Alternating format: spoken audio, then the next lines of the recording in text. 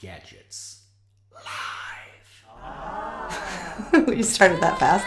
Welcome to Brown Dog Gadgets Live. I'm Amanda, the Education Outreach Coordinator here at Brown Dog Gadgets. There we got Pete pressing everything early today. You got it. Love it. Oh, everything. All right. Today we've got Chapter 29 of MicroBit University. That's right. It's been a long road, Pete.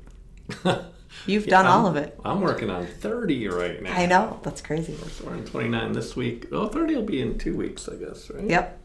Yeah. Okay. Awesome. If you have not followed us on our social media platforms, please do so. You can find us on Facebook, Instagram, Twitter, or X, and YouTube. Also, the guide for what we're going over today, as well as all of our other templates, products, and projects, can be found at browndoggadgets.com. Free stuff. If you have any questions while we're streaming, feel free to chat with us. We love to talk with people. However, if you have questions afterwards, you can also email us at help@browndoggadgets.com. Awesome. So Chapter 29, we've been working with the 360-degree servo for a little while now, and now we're connecting it with the potentiometer. If you've been following along, this was expected. Let's hit the overhead cam. All right, so we've got our 360-degree servo, or our continuous rotation servo. Right. Just a reminder that this is just a little extra Lego piece that's stuck on here. Really hard, though, man. Just so you could see the rotation of the servo. It is beam. What was that? It's a half-height beam. Ooh, perfect. Oh, wah. I'm just going to do it myself. Okay. The servo is connected to pin 13 in the back. Now, you will notice that it is connected to the blue pins. The blue pins are our 5-volt pins. Servos do need a little bit more power, so we've got it connected to our 5-volt pins instead of our regular 3-volt. Yeah, or 3.3-ish. Okay. Yeah. You know. Yeah. That kind of thing. Perfect. And then our potentiometer, as usual, is connected to ground, and the 3.3 volt, as well as the middle hole, is connected to pin 0. You got it. Awesome. All right. Oh, with maker tape, by the way. Oh, yeah. Maker tape. Maker tape. One of the things we're grateful for. All right. So the first guide is going to be 360-degree servo, potentiometer, speed. Let's see what happens here. All right. So as I go higher, it spins faster. It does. What if you go back the other way? It slows down. Yes. Until it stops. There you go. Yeah. Pretty simple, right? Perfect. All right. Let's check out this. Let's see what.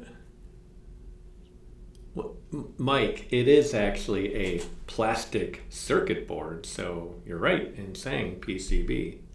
That's what we call it. Yeah. All right, over to the code. Josh came up with that. Not surprised. Circuit board. It's pretty good. Okay, this is look how simple. That's a big one. We could do it in less code, but let's keep it keep it simpler. You already hid the on start. There's nothing in it. Right. Yeah, and so it's for a button, you have to set it up for input. An analog pin, you don't have to do anything. You just gotta stick it in there. So we've got this variable called potval, or potentiometer value for short. And we're gonna assign our analog our reading from the potentiometer to that value. And then over here, we're going to say spin it one way and the pin, and we're going to take that input 0 to 1023, and we're going to map it to from 0 to 100, because that's what the motor expects for speed. It can go from 0 to whatever 100. So that's what it's. Can I drop it in there again? There we go. So basically, it's just continually reading that potentiometer and feeding that data to the motor. Perfect.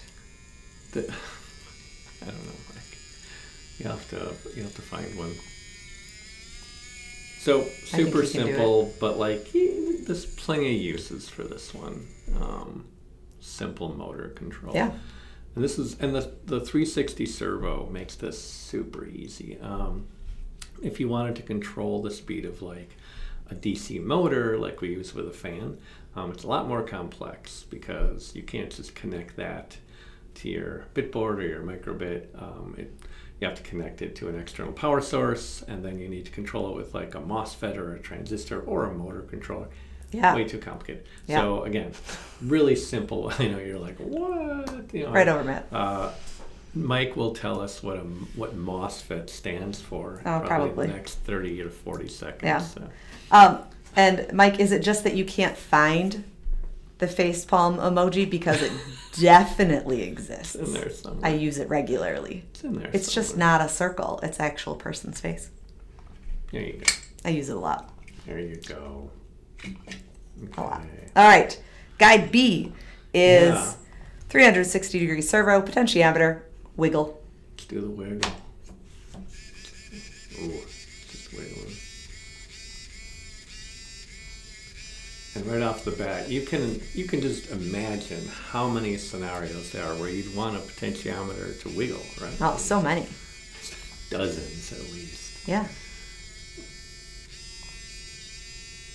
So this one, we do set up one variable, our pot speed, so the speed that it's moving at. Oh, we got from like... See, you found it. Yeah, just covered, got multiples on there. Yeah, all right, cool. Now you got to find the one that actually has a skin tone instead. Oh. Instead of Bart Simpson.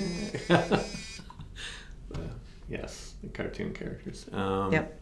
Okay, all right, so we are setting the speed, and we're using that variable over here. And again, you could just type in that number, but if you type it in, and you want to change it one way or the other, so you just put this in there, you can control it consistently.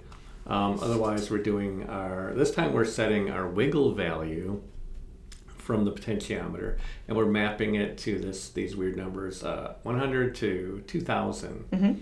And that's just going to be a delay or a amount of time. So what we're doing is we're spinning that potentiometer for however long wiggle value is, anywhere from 100 to 2000 milliseconds, and then we're spinning it the other way for that amount of time. So as you saw, it should move pretty much the same amount. And again, we talked about the fact that it'll probably always go a little further in one direction. So yeah, you can see it kind of going. You can see it creep around. Which is that's a fun effect. You could make like a wagging tail with that, or... You have to play with the numbers to make sure it doesn't move on you. Yeah, you could... But that'd be part of the challenge, too. Right. Yeah, you could adjust the speed or the delay on each one. You could do some math in there to kind of lower or increase one of the values by a certain amount. All sorts of cool options there. I didn't hold it long enough. Awesome. All right. Guide C is both ways. Both ways. Still 360-degree servo potentiometer. Correct. That is correct, yes. Hope I didn't leave that out. Ooh, and I think I am right about in the middle on this one. That works out well then.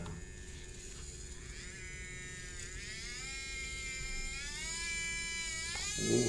So that's all the way to the left. Nice. And then I go towards the middle. Right now I'm in the middle. And then go off towards the right. It's going the other way.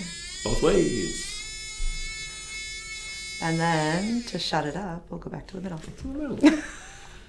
All right. So over in our code, once again, we're taking that value from potentiometer, saving it in pot val, and then we're just doing this big if-else test. So we're saying, okay. So again, remember it goes from 0 to 1023, and half of which is 1024 values, and half of that is around 512. I just like to say 512, right? Yep. So I took 512 and I subtracted 100 here and I added 100 here. Right. So we're checking if you're kind of under that 412 or equal to 412. And then we're going to spin one way, as it says. And then what we're doing is we're mapping that potentiometer value from 412 to 0. So as you turn left, it's gonna decrease in value, and we're saying map that to the speed 0 to 100. So we kind of did a flip there. So the more you turn it that way, the faster it'll go in that direction. Yeah. Turn it back, get past 412, it's going to stop until you get up by 612, and then it's going to spin other way. This time we're mapping our values 612 to 1023 to 0 to 100, what the motor expects, and as you turn that way, it gets faster. So, so here we've got a motor with both directions, speed control, and a dead zone in the middle where it will stop. So here's where our else. So if it's not less than or equal to this, or greater than or equal to this, it's going to just turn off that motor. It's going to stop moving. Now, do you have to have the turn off motor there? Or will it just do the last thing? Otherwise, it'll just do the last thing that you told it to do, right? So, there's no action to change one of these, right? So you need that stop in there. Cool. Yeah. All right, and guide D. If you don't believe me, you can try it on your own. I know, that's the best part. And you say, like, that guy was wrong. And then come tell us. Yeah, and come tell us. I do make mistakes every week. Not a lot. All right, so this is potentiometer start-stop. This one's just weird. I don't even know. I can't get around. You're just trying to find another guide. Right, pretty much, yeah. All right, so you've seen this before. We're going to set a pot value based on analog read. We're going to map it anywhere from 10 to 1200. Why not? I don't know. Those were numbers I liked for some reason. And if you take 1200 and subtract 10 and then cut that in half, I think you get 595. That sounds right. Right. Yeah. So if we get less than or equal to that, so that's again kind of cutting it in half, right? The turning it, or what we get from our mapped value. We're going to say runtime is pot value. So we're setting the time based on the potentiometer. But then we're going to say that stop time is the pot value times 2. Why? Because we can. And then over here, our else is we're going to say runtime pot value divided by 2, right? So this time we're doing our runtime instead of our stop time. It's just all crazy numbers in math. I don't even know. Then we're going to spin it one way at 50% speed. We're going to pause. So it's going to run for that amount of time. We're going to stop the motor. We're going to stop it for that long. And then loop around and do it again. And you can see what it's doing, right? It's just going the one way, right? Oh, for some reason I thought when you said no, one it'll way. just go one way. Okay. But the amount of time it stops, and it'll change depending on which half of the dial you're on, kind of. So, like if you crank all the way down, so you get some weird stuff there. But yeah, again, just showing how you can kind of do that math in line to change things, whatever. I didn't even do a random one. I should have worked random. Oh. I love my random. That's all right. Generation, but this one was just like, I'll throw a bunch of numbers in there and see what kind of effect we get. Yeah.